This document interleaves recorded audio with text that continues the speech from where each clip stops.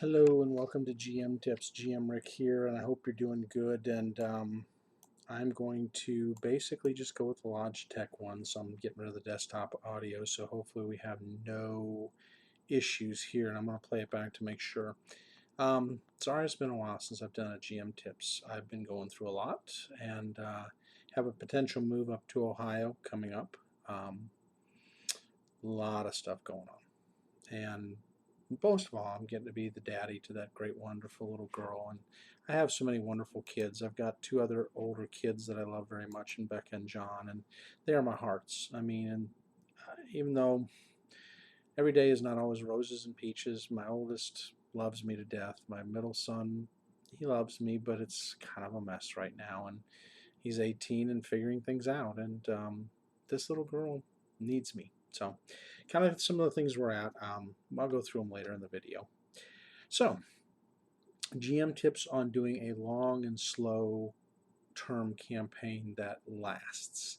That may not necessarily, because again, every campaign, I know we always say, every campaign as a GM should have a catch or a draw or some sort of a tie in theme that pulls everybody together. That's not necessarily the case.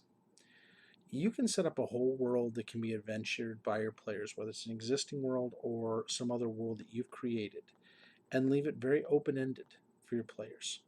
Some people go, well, that doesn't go very organized. Yeah, it can if you do certain things right.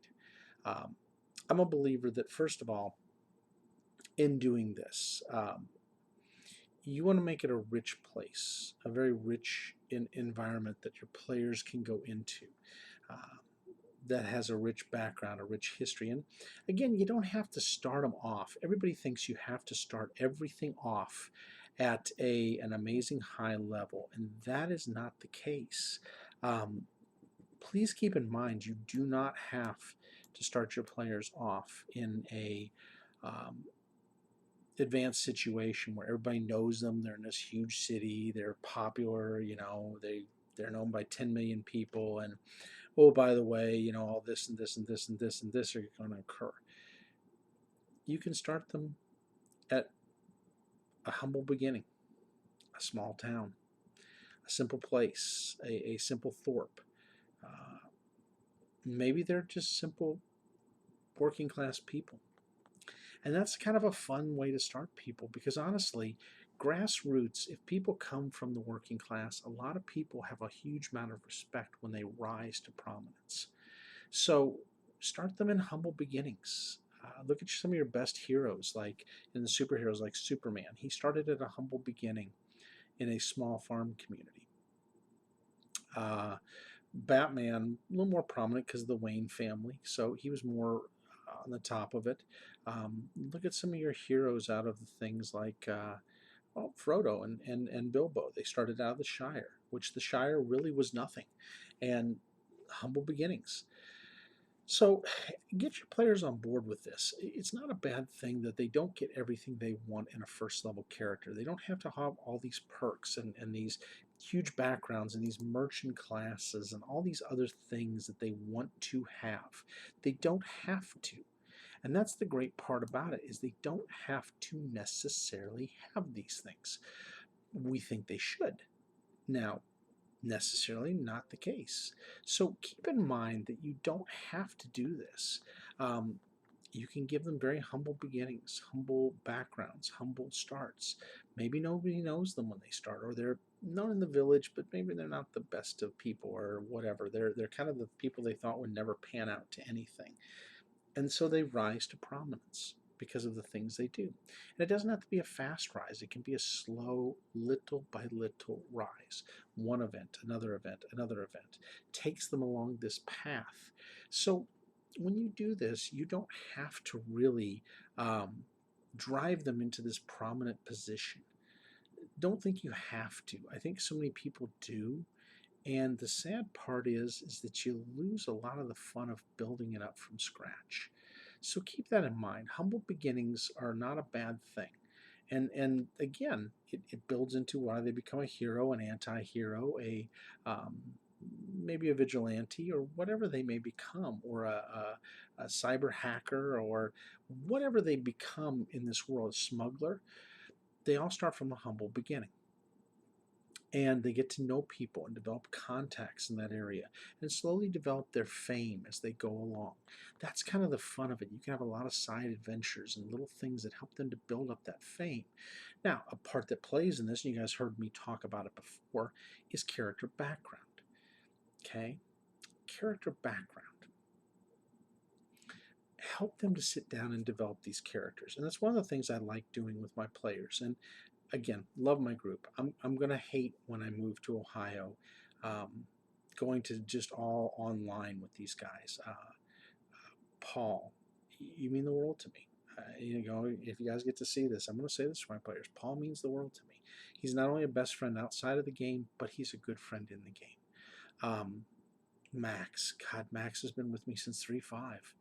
Tremendous guy, tremendous heart, good dad, just a good-hearted guy, and a good friend.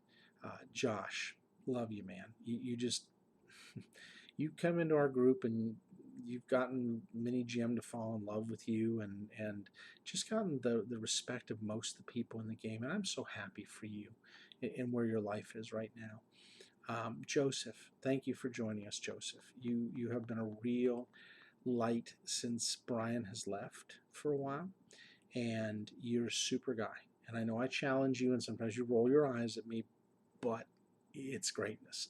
And then Scott, man, I think the world of you. I know we have our ups and downs, but you know what, dude, I wouldn't trade you for the world. And see, guys, this is the thing about your groups. As you build these characters, you build these things, these groups become so integral.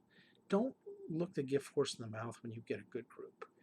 Really cherish them and appreciate them. And I'm going to look expanding and love meeting people in Ohio and the surrounding states, you know, and you guys are just the world to me. So I'm looking forward to it. But this is my group I build the backgrounds with. And we go through and we build extensive backgrounds. We talk about it.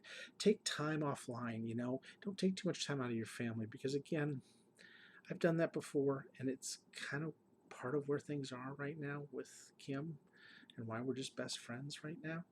Um, but don't take away from those you love. But do take time and try to plan it well so that you don't hinder anything in that planning process as you go along. Make sure you go through and take them up from their beginnings to where they are now when they start the campaign.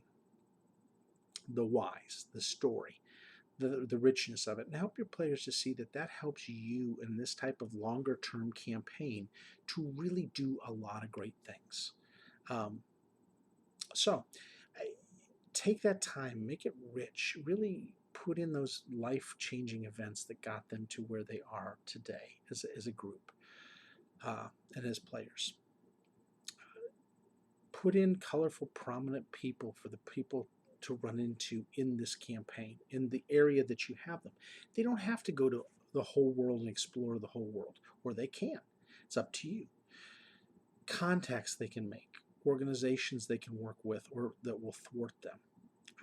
Could be secret societies like the Esoteric Order of the Palatine Eye that is part of Pathfinder, or the Aspis Consortium, or the Fire Knives out of D&D, or maybe a trade guild out of Starfinder or out of Savage Worlds. Could be Solomon Kane's group that's going against them in some of the Solomon Kane adventures. It could be somebody like in Dresden Files, where they've got one of these groups that's helpful and then the ones that aren't.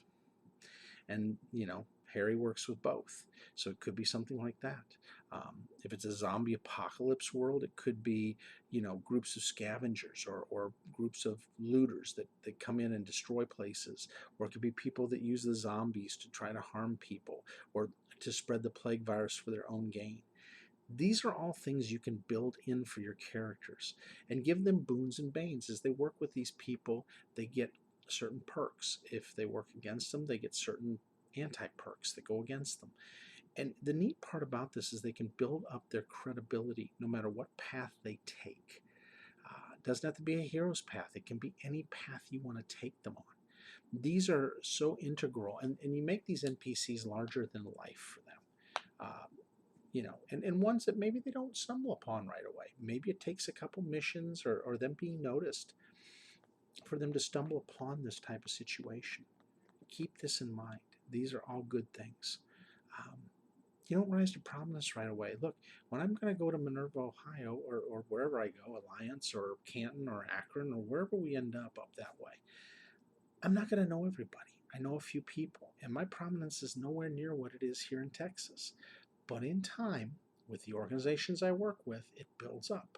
And word of mouth goes around, and slowly but surely you build a reputation. And it can be a good reputation or a bad reputation, depending on what you build.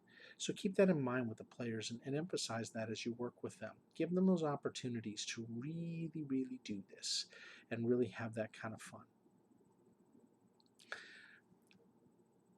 Build in quests that go along that can be open-ended. It doesn't have to necessarily take them to an overall goal. Just because they're working in an area, quests can change, situations can change.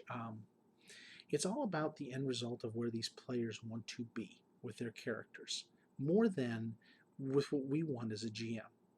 Start them in a part of the world, they may move to another part and they build up their reputation in the one part to get to the next, or the one star system to get to the next star system, or the one metropolis to get to another, or the farm town to get up to a metropolis, or the scavenger village that takes you then to a survivor city. You don't know. But you can build these great things, and that's the great part about it. And it doesn't matter the genre. The genre doesn't really, this is genre neutral. I'll give you a perfect example. Say one of the prominent figures you give them is a prince, a local prince, and the local prince wants to rise in prominence. They have been in the shadows, and maybe the current government's a democracy or whatever it is, or a theocracy or a magocracy or whatever it is. And this prince wants to rise to prominence. What do they have to do? They have to get things to roll their way. They have to get support. They have to get foot soldiers that will help them. They've got to get agents that will help them to rise to prominence. And maybe the players take on this role, that they become either the helper or the thwarter of said person.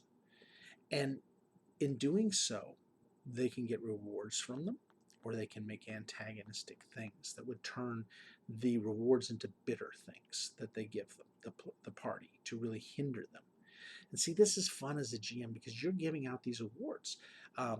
Make sure you're doing that. Make sure you're really playing up the situation. And again, look at this. A prince, it's genre neutral. Could be used in modern times, could be used in future times, could be used in space times, could be used in medieval times. It doesn't matter. It's neutral. So build yourself a list of these type of things. And one of the things is, as a GM, we need to build up the more prominent characters that we want them to run into and have that tie-in with. And some of them can become their mortal enemies or adversaries. Others can become their supporters that will support them no matter what. So this is the kind of thing that as you look at this, you really want to take into account. Now, also, get your players help. One of the things I always do after every session, ask the party what they thought. I take them to the ragged edge. If you ever watch my games, I take them to the ragged edge of, oh my gosh, but I never push them over. And that's the fun part. You can take them to the ragged edge of, I would have died 10 times had I not had these things that I got. And see, it makes them more appreciative. It makes them feel like this is a real struggle of an event coming up. And the neat part with lower levels, you don't have to put a lot against them, just enough to challenge their psyche. Ask the players what they want more of. Do they want skill-based type of solutions? Do they want skill sets that help them to negotiate and do other things? Do they want to use more combat? Do they want to mix? Do they want to do a little more adventuring? Factor these in and write them down, because this is what draws the party in. You're taking into account what their needs are as players. And you always want them coming back for more. Now, you don't have to give in to every player's demand. Look, some are going to say, I want a bastard sword. That's an adamantine bastard sword. Come on. You don't give that away as a GM at a low level. So what do?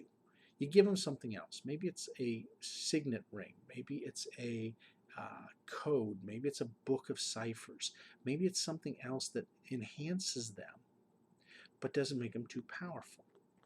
Gives them enough to give them an edge, but not too much that it makes it just no challenge.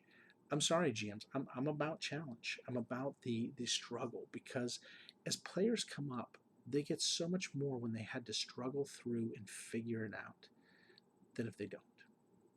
And that's the cool part about this. You are helping them to reach their potential, but not giving them so much that it's easy peasy lemon squeezy. I mean, you don't necessarily want to do that.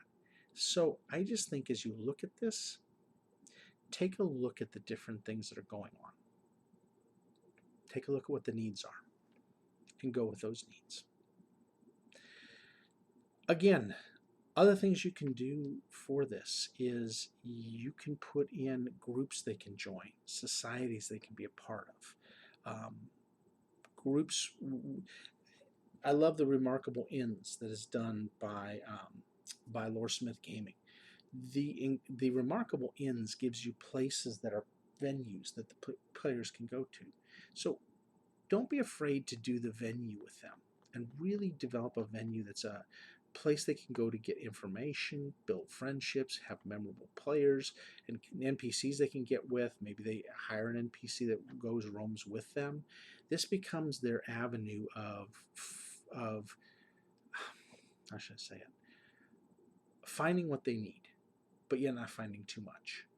So keep that in mind. And again, not genre specific. It could be like a thing on Tatooine, a little like remember the little bar there. It could be a bar, it could be an inn, could be a congregating place for people for hobbies. It can be anything you choose it to be, but make it fun and memorable.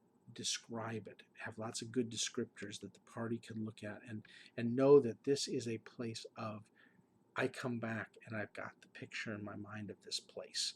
So keep that in mind. So those are kind of my tips on having a long-term campaign. And don't always tie them down. We want to put them on a railroad track sometimes that goes a direction. Why? It's like the next campaign I'm looking at. I could railroad them that way because it's the way the campaign's written. Or I can leave it more open. Not a bad thing, right? So, thank you guys for being patient. I know it's been a while since I've done one of these. I've been sick for the past 4 weeks. I mean, a lot of different reasons. Stress, other things. Yes, Kim and I are not fiancé right now. Yes, there's a lot going on. A lot more I ever want to talk about. Yes, I love you guys in the community for how much support you've been to me. She's still my best friend. She's still my kid's mom. She's still my geekus. Still love her. But we've just been through a lot. And who knows where it'll go? I don't know. Your prayers, your positive thoughts for us would be great. I would love to stay with her and be with her. But we don't know. And I'm not going to put pressure on her. She's got the world on her shoulders right now. Too much. And I appreciate so many of you guys. You guys are more than a community to me. Darren, Caffeinated Bard, God, dude, I love you. As a friend would. As a best friend, you are my best friend, probably. And don't get me wrong, Akeisha, you're up there, Tiny, a couple of you others, David. I've got a bunch of you guys that are all up there with me. Watto Jeff, you guys are good people. I love you guys. And I mean that from the heart. I love you guys. You guys are what keep me going some days. And yes, my work does, my kids, many other things. But you guys are just such bright light. I don't deserve a lot of you. I'll be frank about it. And I'm thankful for you. And if you guys ever need me, it's Rick M. the GM on Twitter and RickMo45 at Yahoo. Excuse me, at Gmail. And you guys can always look me up. I'm even on Facebook under Rick M. the GM. Rick, and then it's like M. the GM is the last word. Look me up. I will add you. You guys are just awesome. And I'll try to make as many more good videos for you. I hope to get to meet many of you one day. I really do. We got a great community and good people. And so that's it. Thank you for watching again. Keep subscribing, guys.